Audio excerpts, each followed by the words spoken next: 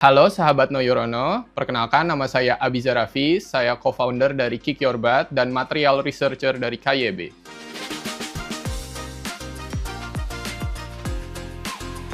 Sebagai seorang desainer kan kita pasti berkarya membuat sebuah desain-desain, dan kebanyakan itu ketika seorang desainer membuat sebuah desain, bottleneck-nya terkadang di material, karena desain-desain kita tuh terkadang mau direalisasikan tapi ternyata material yang tersedia itu tidak bisa mensupport desain kita gitu.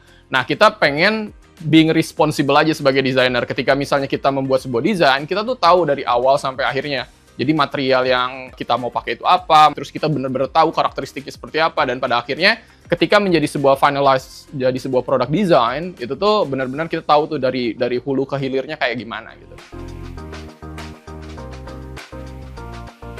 Jadi Kick Your Butt ini adalah sebuah proyek yang kita lakukan untuk mengolah limbah yang terfokus pada post-consume dari rokok. Jadi di sini kita melakukan mulai dari pengumpulan, lalu juga ada eksplorasi material, hingga menjadikan sebuah produk-produk yang basically itu sustainable dan juga upcycle dari si produk limbah filter rokok.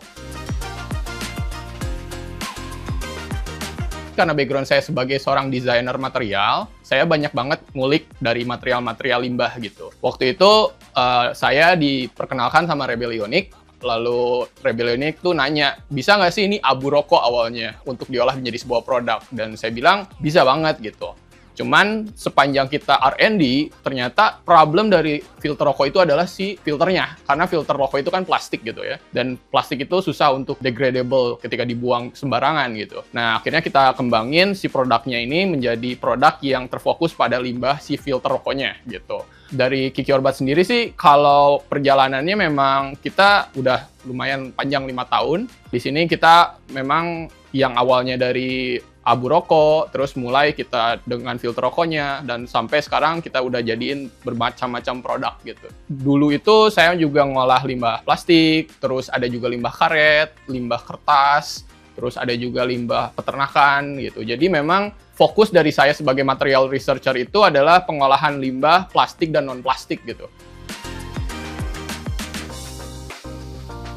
Selama 5 tahun ini pencapaian kita itu udah macam-macam. Cuman yang paling berkesan dan memorable dari Kick Your Butt sendiri adalah kita bisa mentransformasikan filter rokok dan menggunakan 100% dari limbah itu menjadi sebuah produk. Karena pada awalnya, seperti yang saya bilang sebelumnya, kita tuh berangkat dari abu rokok gitu kan. Terus berkembang lagi mengolah filter rokok. Cuman pada awalnya kita tidak menggunakan 100% dari filter rokok, hanya 50% atau 30%. Waktu itu kita campur dengan semen, kita campur sama lem gitu. Cuman pada perjalanan yang kita sadari bahwa kayaknya nggak etis juga nih kita ngolah limbah tapi cuma 30% dari filter rokok gitu. Makanya kita tuh pengen gitu 100% filter rokok kita olah gitu ya. Nah, makanya dari pencapaian itu kita menemukan material yang kita sebut sebagai bioplastic cellulose acetate atau kita sebut sebagai Cella Flakes.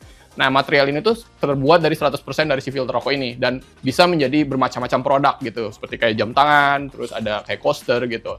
Dan dari sana, karena kita bisa menghasilkan banyak banget produk, kita juga bisa membuka gerbang untuk kolaborasi gitu dengan berbagai brand, berbagai komunitas gitu.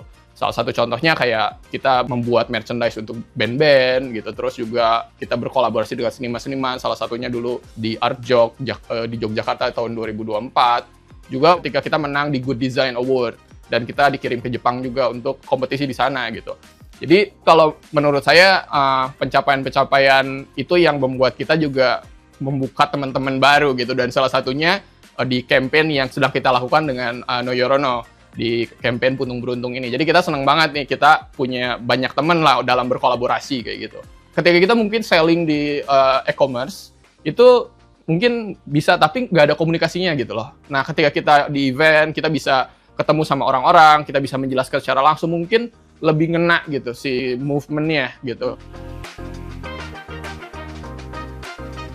Kalau dari dunia pengolahan limbah, dinamika yang paling menjadi concern kita adalah kita tuh terkadang harus menyeimbangkan jumlah limbah dan jumlah output produk yang mau kita hasilin gitu. Karena terkadang gini, kan limbah itu hanya material yang mentah lah, kita harus olah dulu kan. Sedangkan produk yang kita hasilkan tuh nggak seimbang gitu, jumlahnya lah gitu. Ibaratnya material limbahnya terlalu banyak tapi outputnya sedikit gitu. Jadi kan kita secara sosial kita harus men-trigger orang-orang untuk tahu material kita dan pengen menggunakan material kita gitu kan. Nah, di sana terus juga kita juga harus mengedukasi orang-orang untuk mengumpulkan material karena proyeknya kita banyak, tapi limbah yang kita kumpulin sedikit kan percuma juga gitu. Makanya filter rokok sendiri sebenarnya orang-orang di Indonesia tuh masih belum tahu gitu kalau material filter rokok itu bisa diolah karena dapetin material dari pemulung atau dari pihak ketiga itu mereka nggak ngumpulin filter rokok gitu loh. Jadi kan kita susah nih dapat bahan mentahnya. Nah ini yang coba kita selesaikan gitu. Kita gimana sih supaya dari mulai bahan baku sampai produk kita tuh benar-benar balance gitu sih.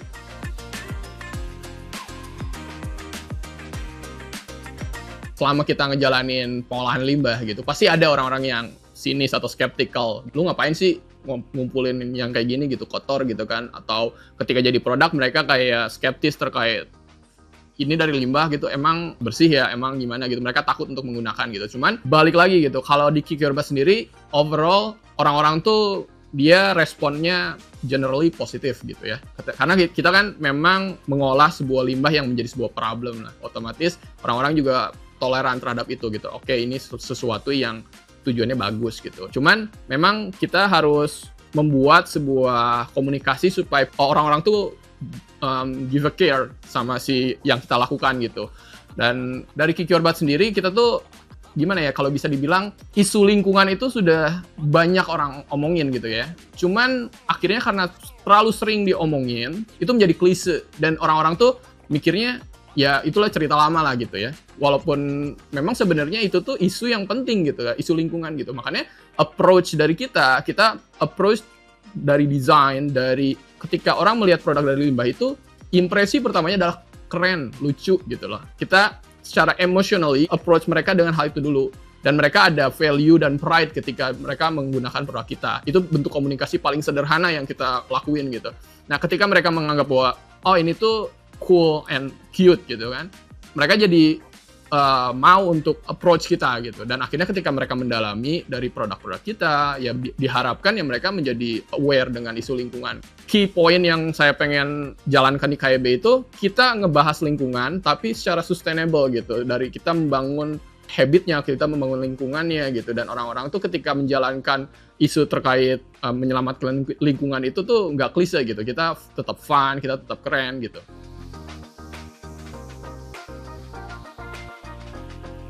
Konten di sosial media gitu itu kan menjadi sesuatu yang ibaratnya udah penting banget gitu ya di era sekarang ini gitu. Dan memang kalau dari kita sendiri gitu, ketika kita pendekatan ke sosial media, kita harus lewat event gitu, harus lewat acara-acara yang memang nge-trigger orang untuk dia mau men-share experience dia di event itulah kasarnya gitu. Karena terkadang ketika misalnya kita pendekatannya campaign di sosial media secara independen gitu, sangat susah gitu. Karena audiens itu tidak merasakan langsung si eventnya. Jadi memang yang lebih kita rasa positif itu ketika kita membuat sebuah event, lalu ada audiens yang datang ke event kita dan mereka share di Instastory mereka atau di sosial media mereka, itu lebih positif karena ada rasa genuine sama realitinya tuh mereka tahu gitu. Oh ternyata ini tuh eventnya tuh berkesan untuk mereka di event itu gitu.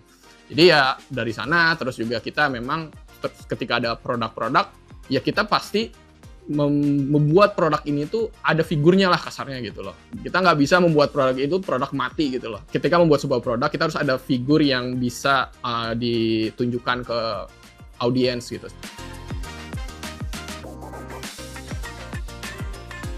Yang saya pahami selama di Kick Your Butt gitu, kita tuh harus bisa nahan ego gitu. Harus bisa nahan ego dan nahan gimana kita tuh fokusnya itu adalah kolaborasi, bukan be the first tapi sendirian gitu loh.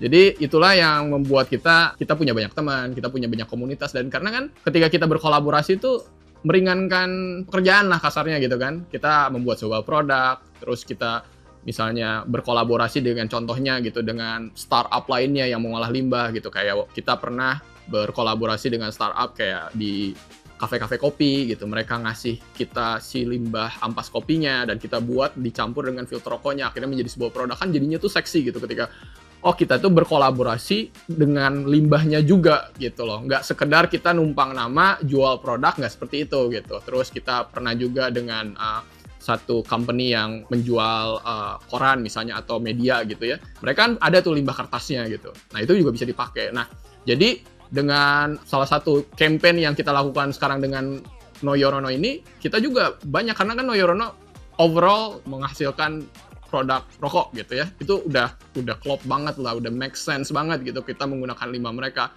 Dan juga yang saya rasakan Noyorono juga udah punya market yang besar dan luas gitu, si eventnya dari mulai campaignnya, dan kita merasa ini tuh kita kayaknya oke nih kita kolaborasi bareng gitu. Project dari Kikyorbat dan Noyorono terkait Puntung Beruntung ini tuh ini sebagai sebuah awalan untuk reminder lah. Kita tuh tahu tuh value terhadap hal kecil yang kita bersinggungan setiap hari, dan itu tuh bisa jadi sesuatu yang lebih valuable gitu. Nah, dari sana sedikit banyak kita bisa mulai dari kita aware dulu, terus bisa kita kumpulin filter rokoknya, terus karena kita juga melakukan collecting dari si puntung rokok ini, kita juga bisa menerima gitu limbah-limbah dari mereka gitu. Dan dari kita sendiri sebenarnya nggak muluk-muluk lah ketika kita mengolah sebuah limbah. Inti atau kunci utama yang kita pengen tuh orang-orang tuh responsible dulu dengan aksi yang mereka lakukan, karena selama kita hidup tuh kita ya pasti bersinggungan dengan kita menghasilkan limbah lah, dari mulai sedotan, gelas plastik yang kita pakai, kresek yang kita pakai gitu. Nah ketika kita aware terhadap hal-hal tersebut, kita tuh jadi setidaknya menjadi sadar gitu, mau dibuang di keep dulu deh gitu, atau di sorting dulu deh. Itu sebenarnya awareness simple yang kita pengen buat ke orang-orang supaya mereka tuh being responsible with their own action gitu. Nah, di project Puntung Beruntung bersama Noyorono ini, Kikyorbat tuh pengen banget teman-teman tahu gitu dari limbahnya itu hasilnya menjadi produk apa gitu.